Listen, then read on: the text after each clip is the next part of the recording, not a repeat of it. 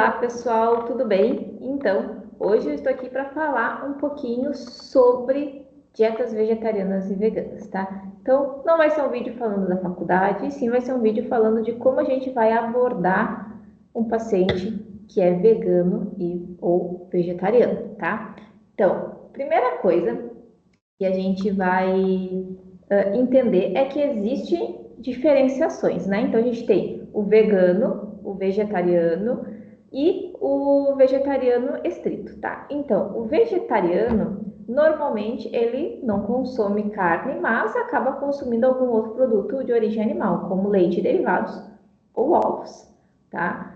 Quando a gente fala de vegetariano estrito, ele é o vegetariano que a gente fala que é vegano, tá? Então é aquele que não vai consumir nada de origem animal, ok? Não vai consumir nada de origem animal, nem leite, nem ovos, mel, nada, tá? E o vegano, ele é a pessoa que não come nada mesmo de origem animal e também não utiliza nada que venha a ser de origem animal, então que seja testado, por exemplo, né? Então, maquiagem, produtos, enfim, que saiba que foi testado, ou até roupas, né? Roupa de couro, roupa que tem algum traço de animal também, tá? Então, o vegano é aquele que, além de não comer, também exclui do seu dia a dia qualquer coisa que venha, né, que seja produzida pelos animais, tá? Então, primeiro são esses conceitos, né? Nos últimos anos, vem crescendo mais as pessoas querendo ser vegetarianas, veganas, né, ou vegetarianos estritos, por inúmeros motivos, né? Então, o mais comum é justamente pela questão sentimental, pelo afeto aos animais, de não querer né, submeter os animais, né, a uma vida com sofrimento e mortes, enfim. E tem outras pessoas que acabam adquirindo por estilo de vida de melhora de saúde, que não tem nada, não tem tanto a ver com questão de sofrimento animal, mas que vê numa alimentação mais vegetariana, mais vegana, uma alimentação mais saudável do que a tradicional que nós temos. Então, existem números, né, porquês dessa virada de chave das pessoas, tá? E aí, quando essas pessoas viram essa chave, né, esse paciente vira essa chave, sempre vem a pergunta, né? Ah, mas tu vai comer o que se não for comer carne? Tu vai ficar doente, tu vai ficar anêmico e tudo mais. Então, em alguns casos, a gente recebe no consultório pacientes que conseguiram lidar bem com essa transição, tá? Com essa transição, até se alimentam de uma certa forma adequada para ser um vegano. A gente precisa realmente ajustar as quantidades, mas tem aqueles que resolveram parar de comer carne do nada, tipo, não quero mais comer carne, e só comem carboidratos no lugar. E aí esses realmente têm uma quantidade muito baixa de proteínas ao longo do dia. E aí sim, essas pessoas vão ficar doentes. Né? Então, em ambos os casos, a gente precisa aí, né, ajustar a alimentação. E também tem aqueles pacientes que procuram a gente com ainda não feito totalmente essa transição, ainda com aquele quê de eu quero me tornar e aí eu quero aprender como eu vou substituir alguns elementos, alguns alimentos.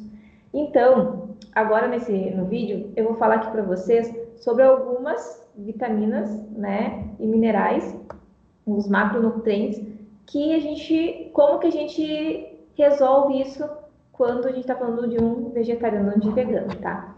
Primeiro, são as proteínas. Esse é o ponto auge, né? O que todo mundo se preocupa, né? Então, normalmente, quando a gente fala de alimentação rica em proteína, a gente fala de uma alimentação com mais consumo de carnes, de ovos, de leite e derivados. Quando a gente fala de um vegetariano, né, de um vegano, a gente fala que as proteínas não vão vir dessas fontes, então elas têm que vir de fontes de origem vegetal. E o que a gente tem aí de fontes, né, de proteínas vegetal? A gente tem leguminosas, então a gente vai ter a proteína no feijão, na lentilha, no grão de bico, a gente vai ter no tofu, né? Então a soja, ela é bem rica em proteína, então do meio vegetal, a soja é a que mais chega perto da quantidade de proteína numa porção do que um pedaço de carne, tá? Então, a soja, que ela pode ser em grãos, ela pode ser a proteína texturizada, ela pode ser o tofu. A quinoa também é um bom alimento com uma quantidade interessante de proteína. Os alimentos que são integrais, eles já têm uma quantidade um pouco maior, né, de proteína comparado aos alimentos que são mais refinados. E uma outra questão são os cogumelos. Muitas pessoas acham que o cogumelo ele é fonte de proteína. E o cogumelo ele não é fonte de proteína. Ele não tem uma quantidade proteica grande, né? Então ele é o quê? Ele tem uma quantidade maior de aminoácidos. Então, aminoácidos ele vai ter uma quantidade interessante, mas proteínas em si, né, a gente falando de macronutriente proteína, ele é uma quantidade baixa, tá? Então, a gente não pode né, pegar esse conceito de que cogumelos vão ser fontes de proteína, tá? Então, proteínas a gente resolve com essas leguminosas, sojas e afins. Vitamina B12. Vitamina B12, gente, lembrando, né, ela é de origem animal. A gente encontra a vitamina B12 em todos os aspectos de origem animal. Então, a gente não vai ter nas plantas essa vitamina B12. Se a gente não vai ter nas plantas, essa é uma vitamina deficiente no vegano. Então, o vegano tem que suplementar sim B12. Tá? A gente não tem como substituir os alimentos por outros que sejam fontes. Simplesmente não existe uma quantidade significativa na natureza com a B12. Tá? A gente pode encontrar alguns alimentos no mercado, né, na indústria, que vão ter são acréscimos de vitaminas e pode ter essa B12, mas ainda a quantidade é pequenininha. Então, o que acontece? Normalmente, o pessoal que opta por esse tipo de alimentação, ele precisa fazer a suplementação recorrente, né? Sempre de B12. Normalmente se faz a intramuscular a cada tempo, 3, 6 meses. Isso também o médico que vai indicar, porque por ser intramuscular, nós nutricionistas não podemos fazer a prescrição, né? Então, eles sempre vão ter que fazer essa manutenção com intramuscular e mais a suplementação oral. Outro micronutriente que eu trouxe aqui para a gente falar é o ferro, tá? O ferro, a gente tem o ferro M e não M, né? Então, o ferro M, que é o ferro de origem animal, que é um ferro mais biodisponível, e o ferro não M, que é um ferro de origem vegetal, que ele tem uma biodisponibilidade menor, né? Então, o que quer dizer isso? Quer dizer que, mesmo que aquele alimento seja uma fonte de ferro, o meu corpo absorve menos, né? Não consegue ter uma absorção tão boa quanto eu fosse comer um pedaço de carne, um pedaço de fígado, enfim, algo de origem animal. E aí, para isso, a gente não pode esquecer da estratégia de linkar a vitamina C, né? Porque lembrando que a vitamina C, ela ajuda na absorção do ferro, dependente do ferro, se ele é M ou não M, tá? Então, a gente tem que lembrar sempre disso. Então, se eu quero colocar uma alimentação rica em ferro para o meu paciente vegano, né, eu vou dar uma ênfase aí em folhas verdes escuras, em lentilhas, né? E também eu tenho que incluir uma vitamina C. Não posso esquecer dessa vitamina C, tá? Então ela pode ser colocada ao longo do dia e nas refeições com maior concentração, por exemplo, almoço e jantar, pode ser colocado logo após, como uma sobremesa, uma fruta ou como um suco de fruta que seja rico em vitamina C. Ômega 3. Ômega 3, quando a gente fala de ômega 3, a gente já pensa no peixe, né? Então, ômega 3, peixe, suplementação, óleo de peixe, né? E no mundo vegano, a gente não vai ter a suplementação de óleo de peixe e a gente vai ter algumas sementes que são precursoras do ômega 3, tá? Que a gente vai dizer que são a semente de chia, semente de linhaça, algumas oleaginosas, como a nozes, né? Eles vão ser precursoras, ou seja, vão ajudar nessa formação do ômega 3, né? E também, a gente tem que ajustar muito bem as quantidades, tá? E por último, eu trouxe o cálcio e a vitamina D. O cálcio também entra aqui como uma dúvida, porque também, quando a gente fala de cálcio, a gente lembra o que é automaticamente leite, né? Leite e derivados. Quando eu não tenho leite e derivados, eu tenho aonde esse cálcio? Eu vou ter o cálcio nos vegetais verdes escuros também, tá? Em bebidas leite, bebida vegetal, né, que a gente chama de leite vegetal, mas de castanha não tem mama, então, mas a gente sempre fala, né, leite vegetal, tem a mania de falar. Em leites vegetais fortificados, também gergelim, gergelim é uma ótima fonte de cálcio, então tahine, por exemplo, né, que é uma pasta de gergelim, é uma ótima opção para colocar em algum lanche para esse paciente vegetariano, vegano, né, porque a gente já vai ter uma quantidade interessante de cálcio.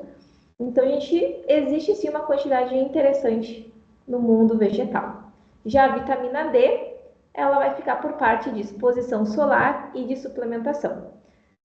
Quando a gente fala de onívoros, né, as pessoas que comem mesmo carne e derivados, a vitamina D ela também não é uma quantidade presente nesse tipo de alimento. A gente não encontra uma quantidade muito grande. A gente vai encontrar algo nos ovos, a gente vai encontrar algo em fígado, mas nada que seria uma fonte grande de vitamina D.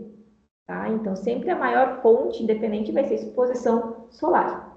Tá? Então, a exposição solar é muito importante. E quando não se consegue os níveis adequados com a exposição solar, se suplementa, certo? Então, esses são os nutrientes que mais a gente tem dúvidas na hora de prescrever um plano alimentar, né? Assim, de substituição, certo? E agora eu vou falar um pouco aqui para vocês sobre como que a gente poderia organizar essas informações em formato de um plano alimentar. Né? Lembrando que o plano alimentar ele tem que ser, tem que conter os macronutrientes, né? Proteínas, gorduras, carboidratos e os micronutrientes, para que essa alimentação ela seja realmente balanceada e adequada.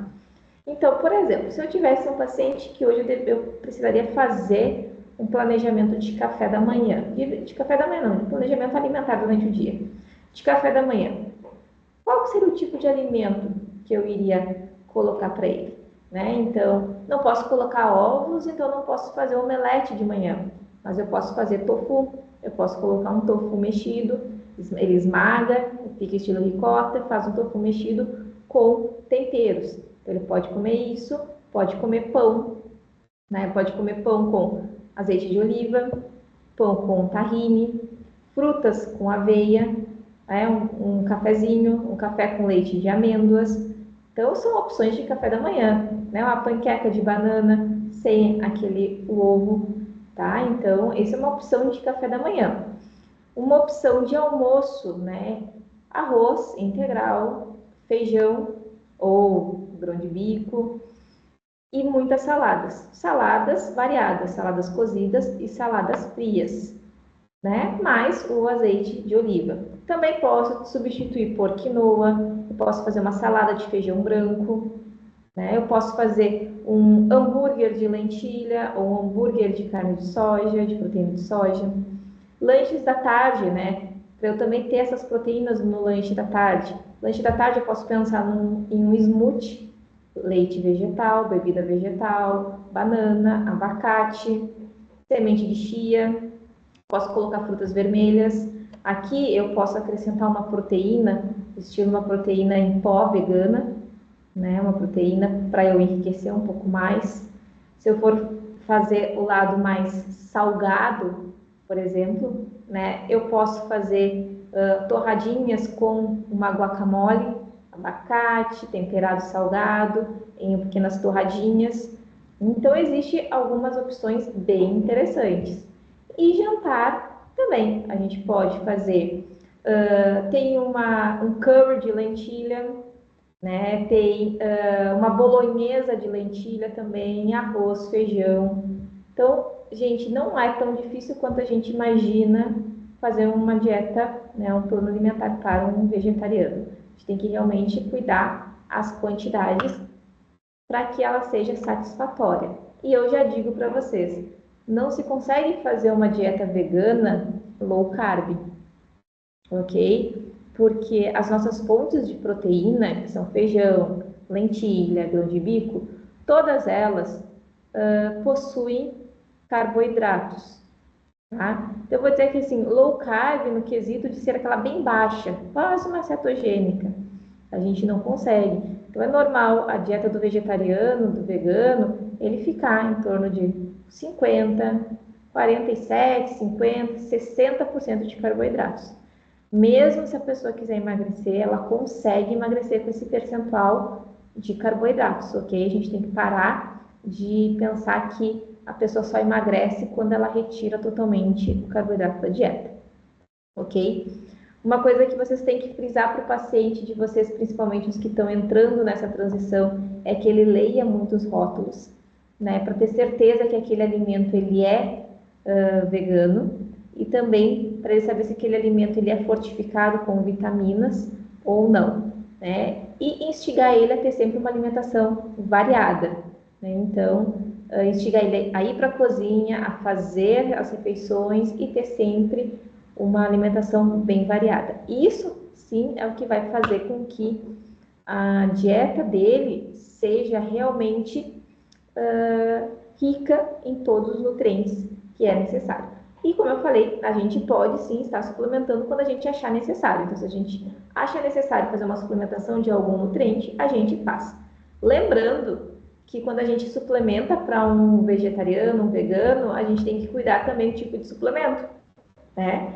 Então, lembrando, cápsulas, tá, gente? Então, quando a gente vai mandar fazer uma cápsula, um manipulado, porque a gente quer melhorar alguma coisa, ou tem algo que a gente não fechou no plano alimentar de nutrientes que a gente quer complementar, a gente tem que lembrar de pedir cápsulas que que não sejam de origem animal, porque normalmente as cápsulas elas são envoltas em gelatina. Gelatina já não vai ser possível para quem é vegano e vegetariano estrito. Então a gente tem que pedir cápsulas de tapioca ou escrever cápsulas vegetarianas, que aí a farmácia vai saber, né? Enfim, livres de traços de origem animal, ok? Então são esses pequenos detalhes que a gente precisa cuidar para conseguir. E é super possível fazer uma alimentação vegetariana e vegana, tá? Então, cai por terra o mito de que vegano e vegetariano, ele não é saudável, ele vai ficar anêmico, ele não vai ganhar massa muscular na academia.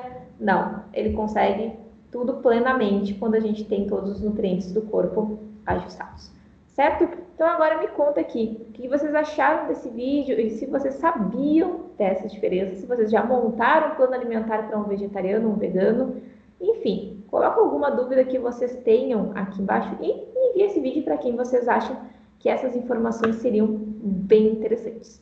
Então, um beijo para vocês e até mais.